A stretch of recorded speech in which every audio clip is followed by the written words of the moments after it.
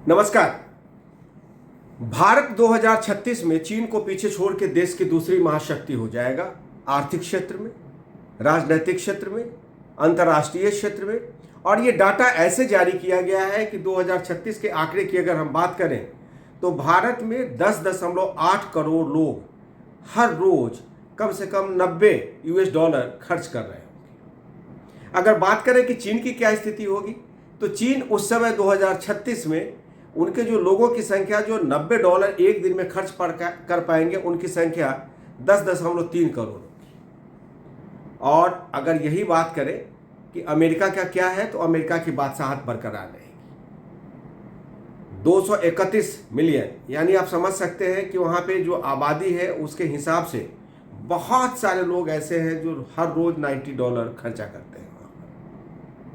और ऐसा इसलिए हो पाया है कि भारत की जनता जिस तरीके से अपने आप को आगे मेहनत करके बढ़ाना चाहती है, शिक्षा के क्षेत्र में, इंफ्रास्ट्रक्चर के क्षेत्र में, स्वास्थ्य के क्षेत्र में, एंटरप्रेन्योरशिप के क्षेत्र में, जो हमारे पास जितने नवरत्ना हैं, जितने हमारे पास यूनिकॉर्न्स हैं, उसने एक तरीके से पूरे विश्व को बड़ी चुनौती दी है। खास करके जिस तरीके से ऑपरेशन सिंदूर के बाद हमारे यहाँ डिफेंस क्षेत्र में एक क्रांति आई है, उस क्रांति ने पूरे विश्व को इस बात के लिए चकमा दे दिया कि आखिर भारत के पास ऐसी कौन सी टेक्नोलॉजी थी कि चीन और तुर्की दोनों मिलकर भारत के खिलाफ पाकिस्तान को सहयोग करते रहे और भारत ने उनकी करीब 22 मिनट में पूरी ताकत का भांडाफोड़ कर दिया और उनके 16 में से कम 8 या 9 उनके जो बेसिकली एयरपोर्ट के बेस थे उसको ध्वस्त कर दिया।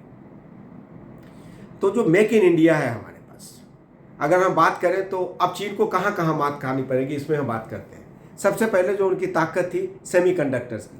सेमीकंडक्टर्स के क्षेत्र में भारत अब इतने आगे काम कर रहा है, इतने रिसर्च कर लिया है, इतना ज़्यादा अग्रसर हो गया है आगे कि 2030 में हमारे पास अपने इतने नैनो चिप हो जाएंगे कि हमें किसी से लाने की ज़रूरत नहीं पड़ेगी। पहले सारे मान चीन से आते थे, अब हमारे पास हमारे जो साइंटिस्ट हैं, हमारे जो IIT के छात्र हैं, जो हमारे डॉक्टर्स हैं, वो नैनो टेक्नोलॉजी को डेवलप करके अपने देश में इस तरीके से विकसित कर लेंगे कि सेमीकंडक्टर के क्षेत्र में हमें किसी पे आधारित नहीं होना पड़ेगा। दूसरा, डिफेंस के क्षेत्र में जिस तरीके से हमारे पास HAL है या अदानी के हैं, बहुत सारे ऐसे प्रोजेक्ट्स हैं जिसमें हमारे पास इंडिजिनस, चाहे हम आकाश की बात करें, ब्रह्मोस की बात करें, तमाम हमारे पास इसरोज की जो टेक्नोलॉजी है वो एक तरीके से cyber crime, cyber security, cyber एक तरीके से कहें कि वेलनेस, और जो हमारे अपने जो हथियार हैं उसकी मारक क्षमता इतनी है कि हम विश्व में अब एक तरीके से कहें कि बहुत बड़े आर्म्स, वेपन्स एंड एम्यूनिशन के हम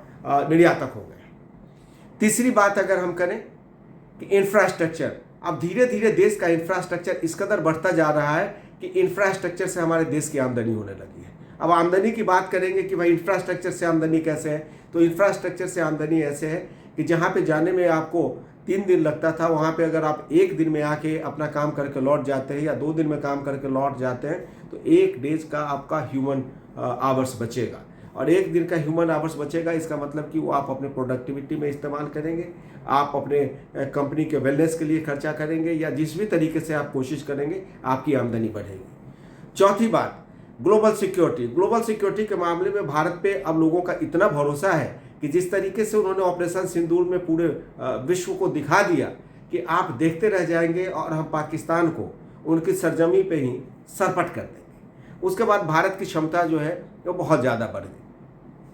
उसके बाद अगर बात करें तो ह्यूमन रिसोर्सेज में भारत का इसका कोई विकल्प नहीं है, क्योंकि अगर हम आबादी की बात करें तो चीन हमसे आगे है, और आगे क्या है, बराबर ही है, तो हम चीन को आगे पछाड़ देंगे। सबसे बड़ी बात यह कि ह्यूमन रिसोर्स को कभी भी आप अपने हिसाब से कमी मत मानिए, क्योंकि ह्यूमन रिसोर्स के बूते ही चीन एक तरीके से दूसरी महाशक्ति बना। और अगर हम ह्यूमन रिसोर्स की वजह से आज अगर हम पहले नंबर पे और हमारे पास यंग पॉपुलेशन है, तो जाहिर सी बात है कि यंग पॉपुलेशन के जरिए यंग माइंड, यंग एनर्जी, उसके जरिए हम पूरे विश्व को एक तरीके से अपनी ओर आकर्षित करने की स्थिति में।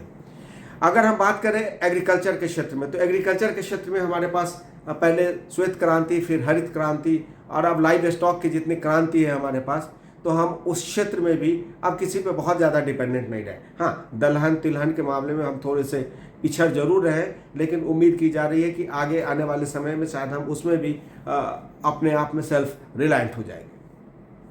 तो ये 4-5 चीज़ें हैं। हम एविएशन की बात करें, हम डिफेंस की बात करें, हम ट्रेन की बात करें, हम हेल्थ की बात करें, हम सिक्योरिटी की बात करें, अब सभी क्षेत्रों में हम चीन को पीछे छोड़ने वाले हैं। और अब से 10 साल बाद, मात्र 10 साल बाद 2036 में आपको देखने को मिलेगा बहुत सारे हमारे जो यंग जनरेशन के लोग हैं और जो हमारे बुजुर्ग भाई बंधु हैं, जो हमारे वरिष्ठ हैं, वो भी एक देख पाएंगे कि 2036 में कैसे चीन भारत का पिछलग्गू बनेगा। और पिछलग्गू क्यों नहीं बनेगा? क्योंकि भारत अपने बूते कुछ करना चाहता है, चीन दूसरे पे कब्जा करके कुछ करना चाहता है।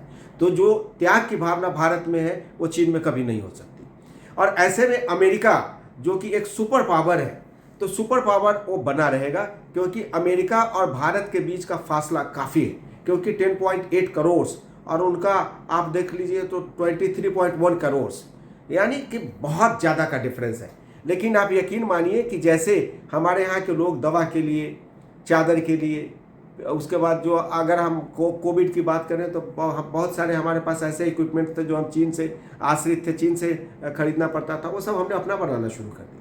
जो जितने हमारे ब्रेन है, जितने हमारे चैलेंजिंग यहाँ के थॉट प्रोसेस है, जिस तरीके से हमने यहाँ पे स्टार्टअप शुरू किया है, तो आने वाले कुछ ही दिनों में चीन की बादशाहत मार्केट से खत्म होने वाली है। और इंतजार कीजिए कि 2036 में जब भारत विश्व की दूसरी आर्थिक महाशक्ति होगा तो तमाम लोग भारत से दोस्ती करेंगे, क्योंकि भारत का जो कंज्यूमर मार्केट है वो बहुत बड़ा है और भारत के लोग फिजूल खर्ची नहीं करते हैं। शायद यही वजह है कि पूरे विश्व के लोग भारत पे इसलिए आकर्षण ज़्यादा रखते हैं कि लोगों को बेहतर प्रोडक्ट देंगे, और बेहतर प्रोडक्ट देंगे तो ज़्यादा खरीदारी होगी। लेकिन उनके साथ अब दिक्कत ये है कि भारत के अपने प्रोडक्ट्स अब इतने अच्छे होने लगे हैं कि लोग चीन को, जापान को, जर्मनी को पछाड़ के अपने प्रोडक्ट्स को ज़्यादा खरीदने लगे हैं।